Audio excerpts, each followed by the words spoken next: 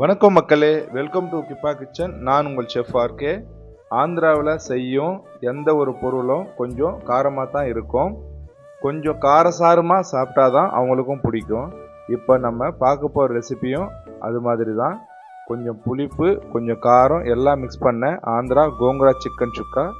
வாங்க அது எப்படி செய்யுதுன்னு சொல்லிட்டு பார்க்கலாம். முதல்ல ஒரு அடுப்பு நம்ம பற்ற வச்சுட்டு, இப்போ கேஸ் பற்ற வச்சுட்டு அதில் பார்த்தீங்கன்னா பேன் வச்சுட்டு, அந்த பேனில் புளிச்சக்கீரை ஒரு கையளவு அதில் போட்டுருங்க. அதுக்கப்புறம் ஒரு 10 கிரீன் சில்லி, இன்னும் கொஞ்சம் காரம் உங்களுக்கு தேவைப்பட்டுச்சுன்னா இன்னும் 2 கூடுதலாக சேர்த்துங்க. அதில் போட்டுட்டு அதை அப்படியே சிம்மில் வச்சு மூடிடலாம். இப்போ பார்த்தீங்கன்னா ஒரு கடாயை வச்சுருங்க.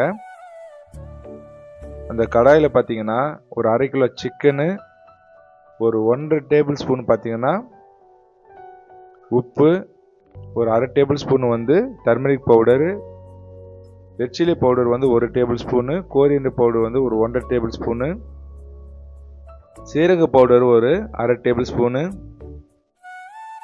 கரம் மசாலா ஒரு 1 டேபிள் ஸ்பூனு, கூடவே பார்த்தீங்கன்னா இஞ்சி பூண்டு விழுது 3 டேபிள் ஸ்பூனு. இப்போ பார்த்தீங்கன்னா இது சேர்க்க சொல்ல நம்ம அடுப்பு பற்ற வைக்கல. அடுப்பு பற்ற வைக்காமல் மிக்ஸ் பண்ணிட்டு பிறகு தான் அது ஊறிட்ட அப்புறம் தான் நம்ம அடுப்பு பற்ற வச்சு அதை நம்ம குக் பண்ண போகிறோம். இப்போ கூடவே பார்த்தீங்கன்னா ஒரு 200 கிராம் வெங்காயம், ஒரு 100 கிராம் தக்காளி, ஒரு 5 பச்சை மிளகாய் சாப்பிடு பண்ணி போட்டாச்சு. கொஞ்சம் புதினா, கொஞ்சம் கொத்தமல்லி,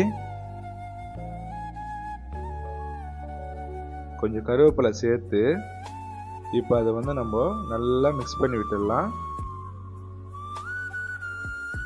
மிக்ஸ் பண்ணிவிட்டு ஒரு 10 நிமிஷம் அது அப்படியே ஊறட்டும். இப்போது நம்ம முதல்ல நல்லா சுத்தமாக கழுவி நம்ம புளிச்சக்கீரையும் பச்சை மிளகாவையும் நம்ம வேக வைக்கிறதுக்கு அதில் போட்டு வச்சுருந்தோம். அதை பார்த்தீங்கன்னா இப்போ நல்லா குக் ஆகின்னு இருக்குது. இப்போது நம்ம அடுப்பை பற்ற வச்சுட்டு 10 நிமிஷம் கழித்து நம்ம மிக்ஸ் பண்ணி வச்சுருக்கிற அந்த சிக்கனுடைய மசாலாவை இப்போது அடுப்பு மேலே வச்சு நம்ம குக் பண்ணுறதுக்கு ஆரம்பிக்கலாம். இந்த குக்கிங் ப்ராசஸ் பார்த்திங்கன்னா ஒரு 20 மினிட்ஸ் போல் இருக்கும்.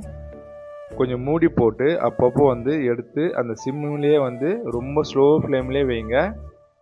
ஏன்னா தண்ணி ஃபஸ்ட்டு தேவை கிடையாது, அடி பிடிக்காத காரணம் சிக்கனில் இருக்கிற அந்த தண்ணியே பார்த்திங்கன்னா கொஞ்சம் கொஞ்சமாக வெளியே வரதுக்கு ஆரம்பிக்கும்.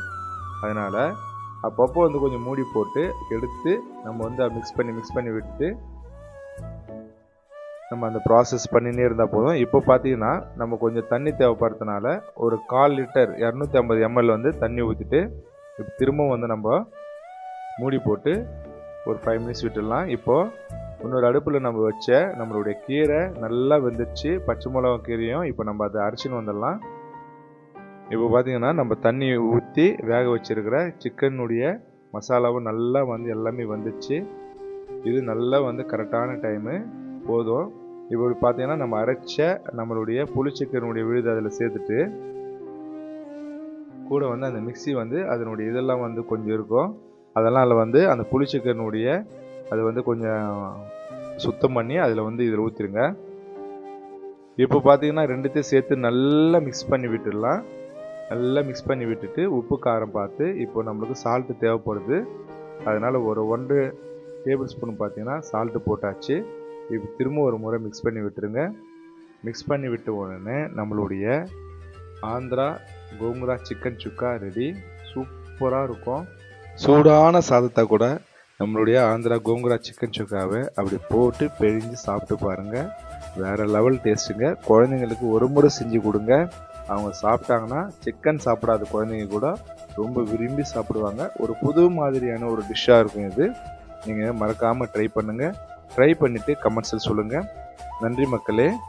இது போல் சூப்பரான ரெசிபி பார்க்க நம்மளுடைய சேனலை சப்ஸ்கிரைப் பண்ணுங்கள். இந்த வீடியோ பிடிச்சிருந்தால் லைக் பண்ணுங்கள். மறக்காமல் 4 பேருக்கு ஷேர் பண்ணுங்கப்பா.